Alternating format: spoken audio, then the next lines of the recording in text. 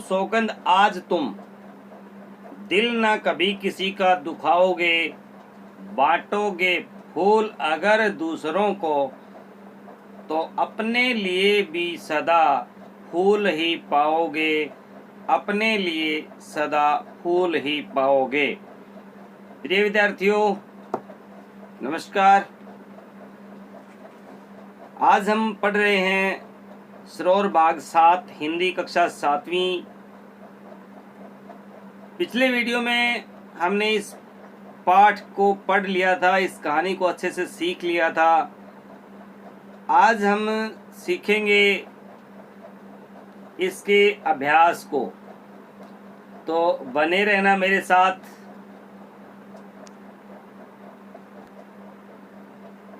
Education point Haryanvi पर। तो आइए धीरे धीरे करते हैं इसके अभ्यास को। तो शब्दार्थ हमने पाठ पढ़ने से पहले सीख लिए थे। अब हम करेंगे इसका अभ्यास। सबसे पहले है मौखिक प्रश्न, उसके बाद लिखित प्रश्न है प्रश्न नंबर 1 में। तो आइए पहले मौखिक प्रश्नों को करते हैं। दानी राजा कोमणन। पहला प्रश्न है, कोमणन कहाँ का राजा था? तो कोमणन है वो मोदिरम नाम के पहाड़ी प्रदेश का राजा था। राजा कोमणन के 2 हितैषी मित्र कौन थे? तो राजा कोमणन के 2 हितैषी मित्र महापंडित चातनार और महाकवि चित्रनार थे। अगला प्रश्न है, कोमणन के पड़ोसी प्रदेश के राजा का नाम क्या था? तो कोमणन के पड़ोसी प्रदेश के राजा का नाम वेलियान था। इलकुमन कौन था? तो इलकुमनन राजा कोमणन का छोटा सौतेला भाई था। कोमणन कैसे राजा थे? वह प्रजावत्सल और न्यायप्रिय शासक था। तो अगला जो प्रश्न है आपका लिखित प्रश्नोत्तर। राजा कोमणन के दोनों हितैषी मित्रों ने उसका यश कैसे फैलाया? तो राजा के दोनों हितैषी मित्रों ने उसकी दानशीलता और उदारता की प्रशंसा की तथा सुंदर गीत गाए। घुमंतु, ये सारण नहीं बेटा, चारण आएगा, स की जगह च कर लेना। चारण भाट गायकों ने उन कीर्ति गानों को गाते हुए तमिल प्रदेश के कोने कोने में कोमणन का यश फैलाया। ख का प्रश्न है, महाकवि को राजा का कौन सा व्यवहार अच्छा नहीं लगा? एक दिन महाकवि चित्रनार कोमणन से थोड़ा धन मांगने के लिए आए। उस समय कोमणन कोई जरूरी राजकाज के कार्य में लगे हुए थे, इसीलिए महाकवि का संदेश पाते ही राजा ने अपने मंत्री के हाथ कुछ धन देकर उसके पास भेज दिया। महाकवि को यह विवाह नहीं बेटा, व्यवहार आएगा यहाँ, व्यवहार अच्छा नहीं लगा। मिस प्रिंट है ये। अगला है, राजा वेलियान के दरबार में महाकवि के साथ क्या घटना घटी? एक बार महाकवि चित्रनार राजा वेलियान के महल में गए थे। उस समय वह आराम कर रहा था। महाकवि के आने का समाचार मिला। उनका स्वागत करने वह स्वयं नहीं आया। अपने भाई से बोला, तुम उनका स्वागत सत्कार करो, थोड़ा धन दे करके विदा करके आओ। इस प्रकार महाकवि के साथ यह पहले भी इस प्रकार की घटना घट चुकी थी। अगला प्रश्न है, महापंडित चातनार जंगल क्यों गए? एलकुमणन ने कोमणन का छोटा सौतेला भाई था। वह सत्ता लोभी और चालाक आदमी था। उसने विद्रोह करके राजगद्दी हथिया ली और अपने बड़े भाई को राज्य से अलग कर दिया। नए शासक ने सोचा, बड़े भाई के रहते हुए मुझे कोई नहीं मानेगा, मेरी शासन सत्ता भी स्थिर भी नहीं रह सकती, इसलिए उसको इस दुनिया से अलग कर देना चाहिए। दूसरे ही दिन उसने राज्य भर में ढिंढोरा पिटवाया, जो व्यक्ति मेरे पराजित भाई का सिर काट कर लाएगा उसे 1000 स्वर्ण मुद्राएं भेंट की जाएंगी। महापंडित चातनार को अपने दानी मित्र कुम्हड़न की इस दुर्दशा का पता चला तो वह दुखी हुए। वह अपने मित्र कुम्हड़न को खोजते हुए जंगल में पहुंच गए।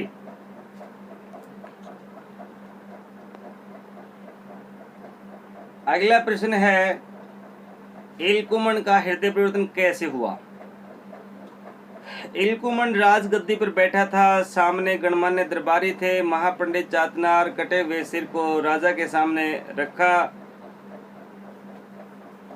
और कहा, नए शासक, यह लो तुम्हारे ऐलान की भेंट। अब तो तुम्हारा दिल ठंडा हुआ ना? लेकिन हाँ, यह न भूलो कि इस अत्याचार से तुम्हारा जीवन और शासन संकट से मुक्त हो गया। खून से सना व कटा हुआ सिर देखते ही वह भौचक्का हो गया। उसको विश्वास था कि पूरे प्रदेश में कोई ऐसा व्यक्ति नहीं मिलेगा जो धन के लालच में कुम्हड़न की हत्या करने को तैयार हो जाए। उसे अपने भाई की मौत पर अफसोस हो रहा था। उसके हाथ से भाई का कत्ल हो गया। इस घटना से उसका हृदय परिवर्तन हो गया। तो बेटा ये आपके लिखित और मौखिक प्रश्न थे। अभी हम पढ़ेंगे अगला जो आपका प्रश्न नंबर 2 है। सही उत्तर पर आपको सही का निशान लगाना है। महाकवि चित्रनार किस को लेकर वेलियान के महल में गए? तो हाथी पर गए थे भाई, हाथी पर। इलकुमन ने क्या इनाम घोषित किया? 1000 स्वर्ण मुद्राएं। 3 का जो इसका ठीक होगा। महापंडित ने जंगल में राजा से क्या लिया? तो भाई जंगल से, राजा से है ना, जंगल से उन्हें तलवार ली। क का ऑप्शन इसका पहला ही सही है। राजा कुम्हड़न का नकली सिर किस चीज का बना हुआ था? तो इसका उत्तर आएगा 4 का जो है ना भाई, मोम का। इस पे मोम पे निशान लगा लें। अगला है, चातनार जंगल से लौटकर कहाँ गए थे? तो भाई वो शिल्पी के पास गए थे। अगला प्रश्न है, रिक्त स्थानों की पूर्ति कीजिए। थोड़े बड़े कर देता हूँ, आराम से देख लेना। राजा कुम्हड़न बड़ा दानी, प्रजावत्सल्य और न्याय पालक था। वे राजा प्रजा के हितैषी और मार्गदर्शक भी थे।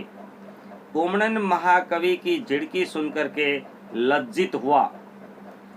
महापंडित अपने मित्र कुम्हड़न की दुर्दशा जानकर के दुखी हुए और कटा हुआ सिर देखते ही इलकुमन भौचक्का हो गया। ये आपके रिक्त स्थान थे।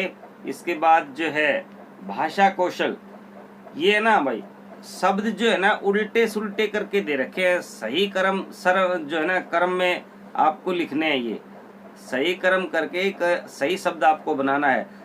तई सौला है ना, इसका तो बनेगा सोतेला। नातलमिडू का हो जाएगा तमिलनाडु। सीतान लंदा, इसका बन जाएगा दानशीलता।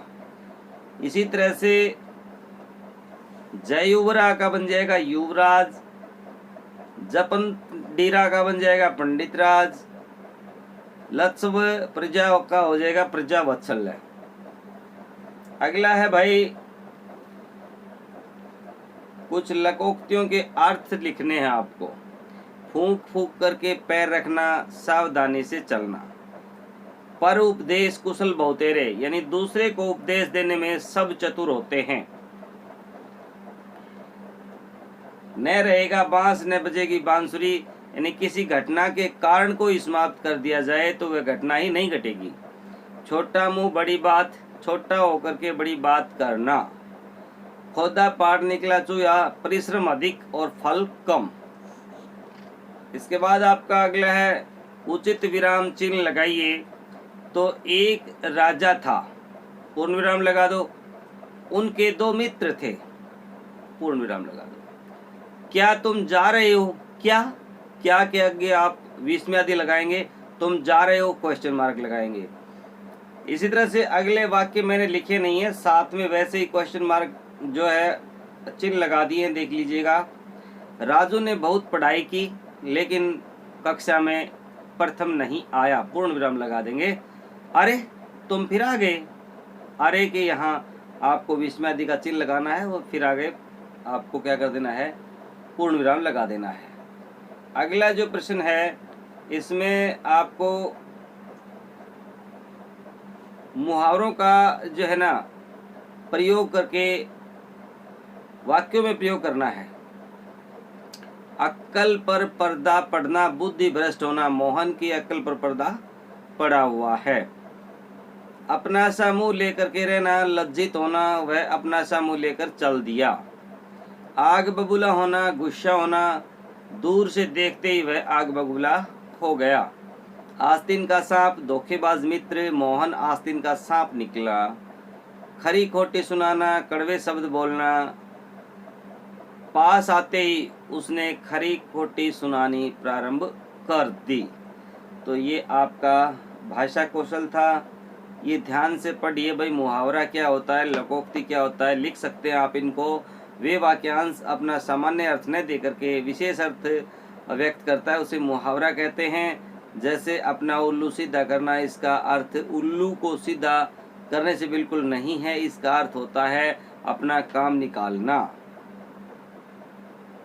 लोकोक्ति भाई, लोक उक्ति, लोक में प्रचलित उक्ति, कहावत को हम लोकोक्ति कहते हैं। जैसे अधजल गगरी छलकत जाए, इसका मतलब होता है आधा अधूरा ज्ञान रखने वाला बढ़ चढ़ करके ठीक उसी प्रकार बात करता है जैसे पानी की गगरी आदि भरी होने पर छलकती है। मुहावरा और लोकोक्ति में अंतर, मुहावरा एक लाक्षणिक वाक्यांश जबकि लोकोक्ति पूरा कथन का वाक्य है। तो विद्यार्थियों, ये हमने इसका कर लिया है अभ्यास। मिलेंगे आपको नेक्स्ट वीडियो में लेसन नंबर 3 के साथ। तब तक के लिए जय हिंद, जय भारत, वंदे मातरम।